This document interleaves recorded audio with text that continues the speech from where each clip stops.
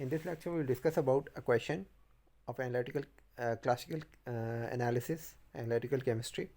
A sample of orange juice. Sample was analyzed aerometrically. Sample का जो wait है वो आपने इतना ले लिया है. पाउडर जूस लिया गया है.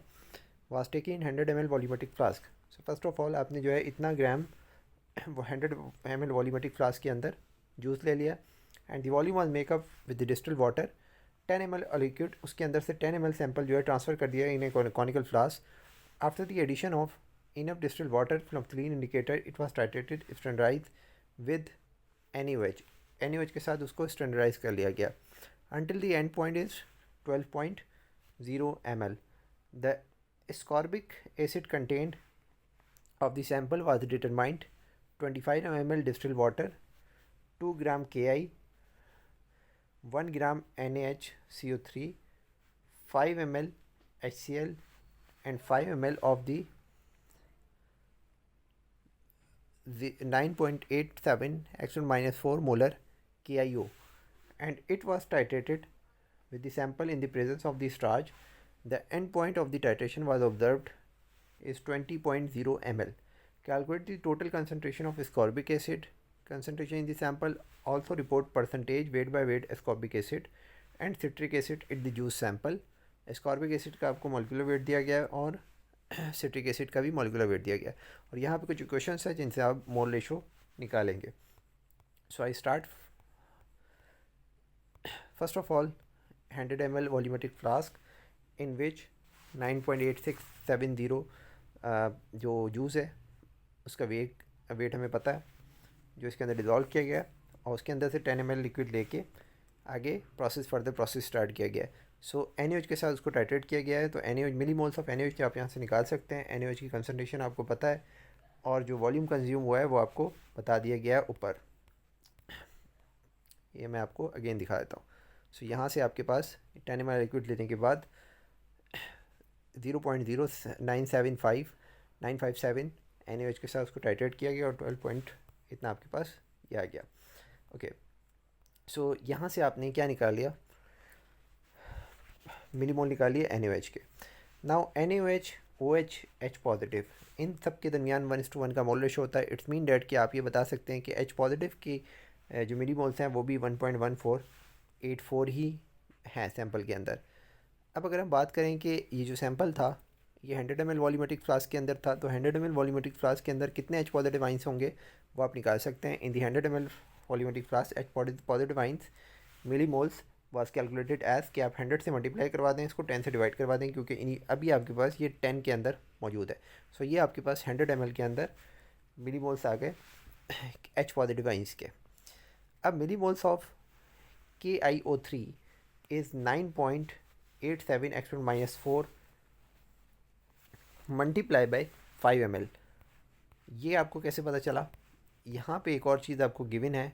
गिवन डेटा में अगर हम आ जाएँ, so the ascorbic acid content was determined by taking, ये सारा कुछ लिया गया था. 25 ml डिस्टिल्ड वाटर लिया गया था, 2 ग्राम Ki लिया था, 1 ग्राम NaHCO3 था, 5 ml HCl था, 5 ml of the 9.87 x minus 4 molar KIO था.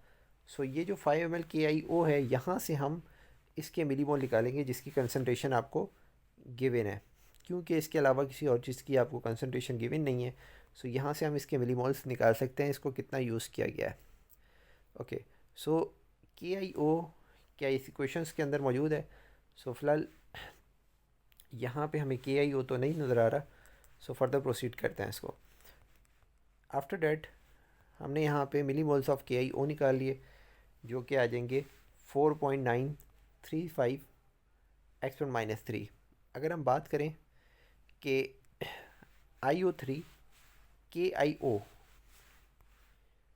KIO3 जो है अगर आप इसको ब्रेक करें आइंस में तो ये जो ये बन जाएगा K पॉजिटिव और IO3. सो यहाँ पे minus. So KIO3 is equals to K positive plus IO3 minus. So 1:1 1:1 का रेशो है. इट्स मीन डैट कि जितने आपके पास KIO होंगे उतने ही आपके पास IO3 होंगे. और IO3 और आयोडीन का मोल रेशो हम यहाँ से देख सकते हैं, वो आपको इस इक्वेशन से मिल जाएगा। सो यहाँ पे IO3 और आयोडीन के दरमियान जो रेशो है वो है 1:3 का। सो यहाँ से आप ये रेशो बता देंगे 1:3 का।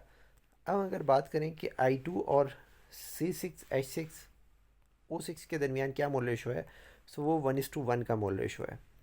हाउ, ये ज़रा देख लें यहाँ से। सो 1:1 का मोल रेशो, ये आपके पास 3I2 है और इधर आपके पास C6H8O6 है। सॉरी, यहाँ पे आपके पास C6H6O8 है।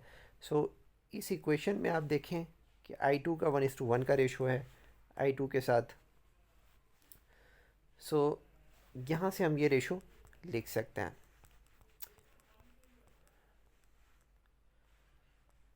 C6H6O6 and I2 mole ratio is 1:1, right. ये आपने मोल रेशो यहाँ से लिख लिया।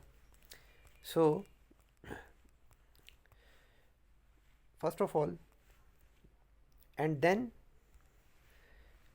IO3 C6H6O6 के दरमियान जो मोल रेशो बनेगा वो ऑटोमेटिकली 1:3 का बन जाएगा। कैसे कि IO3 I2 जो है वो 1:3 है।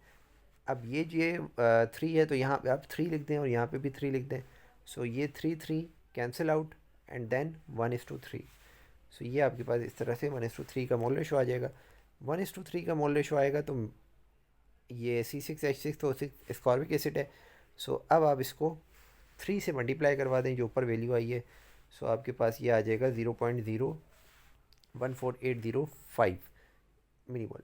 अच्छा, ये हमने ये आया 20 ml के अंदर, और इसी चीज़ को आपने 100 ml के अंदर निकालना है।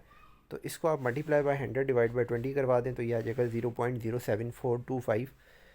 नाउ सिट्रिक एसिड 11.484 माइनस 0.074025, ये आ जाएगा 11 पॉइंट, क्योंकि टोटल आपके पास सिट्रिक एसिड है और स्कॉर्बिक एसिड है। तो टोटल में से अगर आप एसिडिक एसिड जो एसिडिक एसिड हमने एस्कॉर्बिक एसिड जो निकाला है इसको आप माइनस कर दें तो आपके पास सिट्रिक एसिड आ जाएगा। सो स्कॉर्बिक एसिड को हमने कन्वर्ट कर लिया ग्राम में, इसको आप इसके मॉलिक्यूलर वेट से मल्टीप्लाई करवा दें, इसके मिलीमोल्स आपके पास आ गए। और इसी तरह आप जो है वो सिट्रिक एसिड को भी जो है ग्राम में कन्वर्ट करवा दें इसकी मॉलिक्यूलर वेट से मल्टीप्लाई करवा के। एंड देन जब आप इसको डिवाइड करवाएंगे 9.8670 ये ओरिजिनल वेट था, इसको यूज़ करके हम इसकी परसेंटेजेस निकाल लेंगे।